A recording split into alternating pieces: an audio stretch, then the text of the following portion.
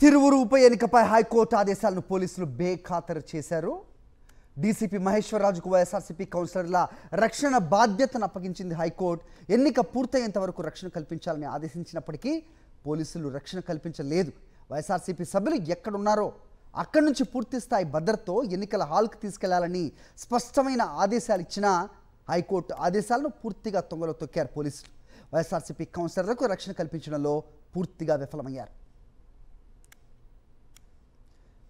Right, ఓవరాల్గా మా correspondent అశోక్తో మాట్లాడదాం. అశోక్, చెప్పండి. సో మొత్తానికి నిరవధికంగా వాయిదా పడిన పరిస్థితిని తీసుకొచ్చిన టీడీపీ గుండాల ఆగడాల్ని ఏ రకంగా చూడాలి? సో పోలీసులు హైకోర్టు ఆదేశాలను కూడా బేఖాతరు చేశారంటే ఇక ఎవరి మాట అక్కడ నెగ్గే పరిస్థితుంది. అలాగే వైసీపీ నేతల కారుపై దాడులు కూడా చేసినట్టు తెలుస్తోంది. ఏంటి మీద ఇన్పుట్స్?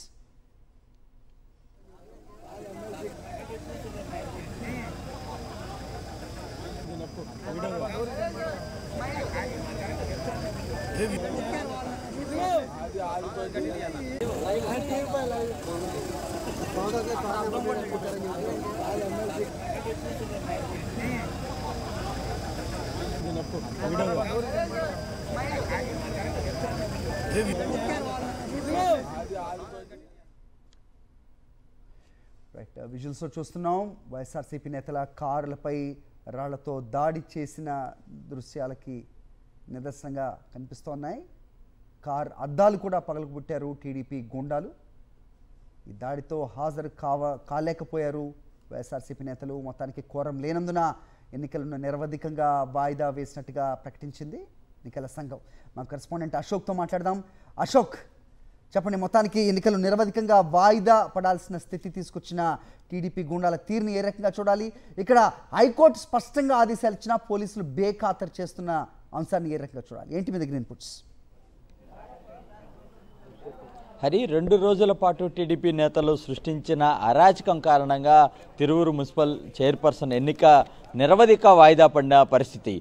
వైసీపీ సభ్యులు అంటే ఏదైతే చైర్పర్సన్ ఎన్నికకు సంబంధించి కోరం లేకపోవడంతో వాయిదా వేసినట్టుగా అధికారులు ప్రకటించారు. అయితే ఇందుకు ప్రధానమైన కారణం టీడీపీ నేతలు, స్థానికంగా ఉన్న టీడీపీ ఎమ్మెల్యే అని చెప్పుకోవచ్చు. ఎందుకంటే నిన్నటి నుంచి కూడా వైఎస్ఆర్సీపీకి సంబంధించిన కౌన్సిలర్లు కావచ్చు, నాయకులను తిరువురు రాకుండా అడ్డుకున్న పరిస్థితి. ఇక ఇదే సమయంలో వైసీపీ నేతలు విజ్ఞప్తి మేరకు ఎన్నికల కమిషన్ స్పందించింది. స్పష్టమైన ఆదేశాలను కూడా పోలీసులకు ఇచ్చింది. కానీ పోలీసులు వాటిని బేఖాతరు చేశారు. ఏమాత్రం కూడా వైఎస్ఆర్సీపీకి సంబంధించిన కౌన్సిలర్లు కావచ్చు, నాయకులకు భద్రత కల్పించని పరిస్థితి. ఈ నేపథ్యంలో ఉదయం నుంచి ఉత్కంఠ వాతావరణంలో, ఉద్రిక్త వాతావరణంలో వైసీపీ నేతలను రెడ్డిగూడెం పోలీస్ స్టేషన్కు పోలీసులు తరలించారు. టీడీపీ నేతలు ఎంత విధ్వంసం సృష్టించినప్పటికీ కూడా వారికి అనుకూలంగానే పోలీసులు వ్యవహరించిన పరిస్థితి. ప్రస్తుతం మన రెడ్డిగూడెం పోలీస్ స్టేషన్ పరిధిలో ఉన్నాము. ఇక్కడ దేవినేని అవినాష్ అలాగే మొండితోక అరుణ్ కుమార్ స్టేషన్ లోపల ఉన్నారు. వారిని కలిసేందుకు పెద్ద ఎత్తున వైఎస్ఆర్సీపీకి సంబంధించిన నాయకులు శ్రేణులు వస్తున్న పరిస్థితి ఉంది. అయితే వారితో మాట్లాడే ప్రయత్నం చేద్దాం. ఉదయం నుంచి నిన్నటి నుంచి కూడా జరిగిన విధ్వంసం, టీడీపీ నేతలు చేసిన అరాచకం ఎలా ఉందనేది కూడా వాళ్ళతో అడిగి తెలుసుకునే ప్రయత్నం చేద్దాం. మీరు చూస్తున్నారు, ఉదయం నుంచి కూడా వైఎస్ఆర్సీపీ సంబంధించిన కౌన్సిలర్లకు అండగా మీరు తిరువురు బయలుదేరిన పరిస్థితి. అసలు దారి మార్గం మధ్యలో ఎలాంటి పరిస్థితులు ఉన్నాయి? టీడీపీ నేతల అరాచకం ఎలా ఉంది? నిన్నటి నుంచి టీడీపీ నాయకులు మా YSR Congress party Tiruvuru municipal chairperson ఎన్నిక సందర్భంగా స్పష్టమైన మెజారిటీ వైఎస్ఆర్ కాంగ్రెస్ పార్టీకి ఉంది. కానీ ఎలక్షన్ జరగకుండా, ఎన్నిక జరగకుండా మధ్యలోనే అడ్డుకున్నారు. నిన్న చాలా హంగామా చేశారు, హడావుడి చేశారు, దాడులు చేశారు. దేవినేని అవినాష్ జిల్లా అధ్యక్షుడు ఆధ్వర్యంలో జిల్లా నాయకులు ఎమ్మెల్సీ అరుణ్ కుమార్ గారు వీళ్ళందరూ గ్యాదర్ అయ్యి కౌన్సిలర్ని ప్రజాస్వామ్యయుతంగా ఎలక్షన్ గదిలోకి తీసుకెళ్లడం కోసం వెళ్తుంటే నిన్న అడ్డుకొని దాడి చేశారు. పోలీసులే కిడ్నాప్ చేసి మా కౌన్సిలర్ని టీడీపీ క్యాంపులోకి తీసుకెళ్లిన దుస్థితి ఉంది. దీని మీద ఎలక్షన్ కమిషన్కి ఫిర్యాదు చేశాం. ఎలక్షన్ కమిషన్ గారు చాలా స్పష్టంగా సూచన చేశారు పోలీసులకి. అయినా వాటిని పట్టించుకోకుండా పోలీసులు బేఖాతరు చేశారు. ఈరోజు తిరిగి మళ్ళీ ఎన్నికకి బయలుదేరితే ఇక్కడ అడ్డుకొని పోలీసులు చాలా అప్రజాస్వామికంగా, పోలీసులు అడ్డుకోవటమే కాదు, టీడీపీ మూకలంతా దాడి చేసి ఎమ్మెల్సీ అరుణ్ కుమార్ అన్న వాహనం మీద దాడి చేసి కారును లేపి అద్దాలు పగలగొట్టి చాలా దారుణంగా దాడి చేస్తే పోలీసులు ప్రేక్షక పాత్ర వహించారు. అసలు ప్రజాస్వామ్యంలో మనం ఉన్నామా, లేకపోతే లోకేష్ రెడ్ బుక్ రాజ్యాంగం అమలవుతుందా ఈ రాష్ట్రంలో అని మేము ప్రశ్నిస్తా ఉన్నాం. ఎన్నిక జరగకుండా దాడి చేసి దుర్మార్గంగా పోలీసులే దీన్ని దగ్గరుండి దాడి చేయించే విధంగా చాలా ప్రయత్నం చేశారు. వైఎస్ఆర్ కాంగ్రెస్ పార్టీ శ్రేణులు చాలా ప్రజాస్వామ్యయుతంగా ఎన్నికకు బయలుదేరితే కౌన్సిలర్ని రాకుండా అడ్డుకొని మా కౌన్సిలర్ని పోలీసులతోటి కిడ్నాప్ చేయించడం అనేది ఇది ఏ రాజ్యాంగ సూత్రమో తెలియజేయాల్సిన అవసరం ఉంది. నారా లోకేష్ గారు, ముఖ్యమంత్రి గారు దీనికి సమాధానం చెప్పాలి. ఈరోజు ఎలక్షన్ కమిషన్ చాలా స్పష్టంగా ఒక లెటర్ ఇస్తే మీరు దాన్ని ఎందుకు పాటించడం లేదని మేము ప్రశ్నిస్తా ఉన్నాం. ఇకనైనా ఎన్నిక జరగాలి, మాకు స్పష్టమైన మెజార్టీ ఉంది. ఈ మెజార్టీని ముగ్గురు కౌన్సిలర్లు ఉంటే మీరు చైర్పర్సన్ ఎన్నిక మీకు ఎలా అవుతుందని మేము ప్రశ్నిస్తా ఉన్నాం. అందుకనే దొడ్డిదారిన దుర్మార్గంగా దాడులు చేసి భయోత్పాతానికి గురి చేసి ఈరోజు టీడీపీ మూకలు చేస్తున్న విధ్వంసాన్ని పోలీసులు ప్రేక్షక పాత్ర వహించి దగ్గరుండి మరి కిడ్నాపులు చేయిస్తున్న పరిస్థితి ఈ రాష్ట్రంలో ఒక వాతావరణం ఉంది. దీన్ని ఇకనైనా ఆపాలి, కోర్టు జోక్యం చేసుకుని దీన్ని పాటించాలని మేము స్పష్టంగా ప్రభుత్వాన్ని డిమాండ్ చేస్తున్నాం. అంటే పోలీసులు రక్షణ కల్పించాలని ఆదేశాలు జారీ చేసినప్పటికీ కూడా కానీ కనీసం ఎక్కడ వైఎస్ఆర్సీపీకి సంబంధించిన శ్రేణులు కావచ్చు, కౌన్సిలర్లని ఎవరిని కూడా ముందుకు కదలకుండా టీడీపీ నాయకులు అడ్డుకున్న పరిస్థితి, పోలీసులు కూడా వారికే సహకరించిన పరిస్థితి. అయితే మనతో పాటు వైసీపీ నాయకులు ఉన్నారు. ఇంకా ఎట్లా ఉంది అసలు ఉదయం నుంచి పరిస్థితి? గత ఎన్నికల్లో వైఎస్ఆర్ కాంగ్రెస్ స్పష్టమైన మెజార్టీ ఉంది. మనకి దాదాపు 17 సీట్లు తిరువురు మున్సిపాలిటీలో దాదాపు 17 సీట్లు మనం గెలుచుకొని 3 సీట్లు ఉన్న వాళ్ళకి.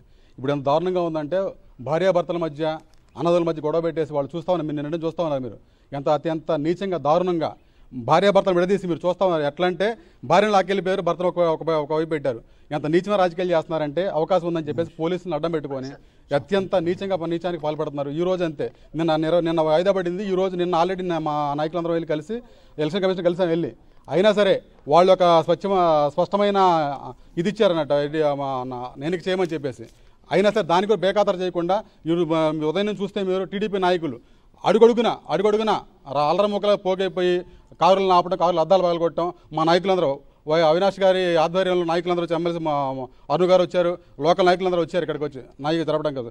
కానీ దీని అందరూ బేఖాతరు చేస్తా అధికారం ఉందనే రెడ్ బుక్ రాజ్యాంగంలో అధికారం ఉందనే వాళ్ళని మేమాస్తుంది ఎంత నీచంగా పాల్పడారంటే ఇంత దారుణంగా చేసేసి ఇలాంటి నీచం జరగకుండా మాకు ఎట్టి పరిస్థితులు ఎలాంటి ప్రభుత్వం సపోర్ట్ చేసి ఈ ఎన్నిక నిష్పక్షపాతం జరగాలని చెప్పేసి కోరుకుంటా ఉన్నాం. ఎందుకంటే చూస్తాం ఎంత దరిద్రంగా అంటే దాదాపు గత ఎన్నికలు స్పష్టమైన మెజార్టీ ఇచ్చారు. మనకి 17 సీట్లు వైసీపీకి ఇచ్చారు, 3 సీట్లు ఇచ్చారు. ఏ విధంగా మీరు పాల్పడతారు? అదేవిధంగా పోయినసారి గవర్నమెంట్లో కూడా జగన్మోహన్ రెడ్డి గారు చేసిన పరిస్థితి ఏంటంటే అలాంటి మెజార్టీ ఉన్న స్థానాల్లో కూడా, అలాంటి పెద్దారెడ్డి గారు ఉన్న స్థానంలో కూడా కావాలని చెప్పేసి వాళ్ళకి సీటు అవకాశం ఉన్నా సరే తప్పకుండా వాళ్ళని గెలిపించే పరిస్థితి ఉంది. అట్లాంటి ప్రభుత్వం నుంచి మేము ఇక్కడికి వచ్చాం. ఇది ఎంత నీచంగా అంటే 3-17 తేడా అందరికీ అర్థమైపోతూ ఉంది. కానీ చాలా నీచానికి పాల్పడుతున్నారు. చాలా అత్యంత పాశవికంగా అన్నదమ్ముల మధ్య గొడవ పెడుతున్నారు, భార్యాభర్తలు గొడవ పెడుతున్నారు. ఎలాంటివి లేకుండా ప్రధానంగా వైఎస్ఆర్సీపీకి సంబంధించిన కౌన్సిలర్లు ఎవరు వారి ఓటు హక్కు వినియోగించకుండా టీడీపీ నాయకులు స్వయంగా ఎమ్మెల్యే కొలికిపూడి శ్రీనివాసరావు ఆధ్వర్యంలోనే విధ్వంసం సృష్టించిన పరిస్థితి చాలా స్పష్టంగా కనబడింది. ఈ నేపథ్యంలోనే ఎన్నిక నిరవధిక వాయిదా పడింది. All right Ashok.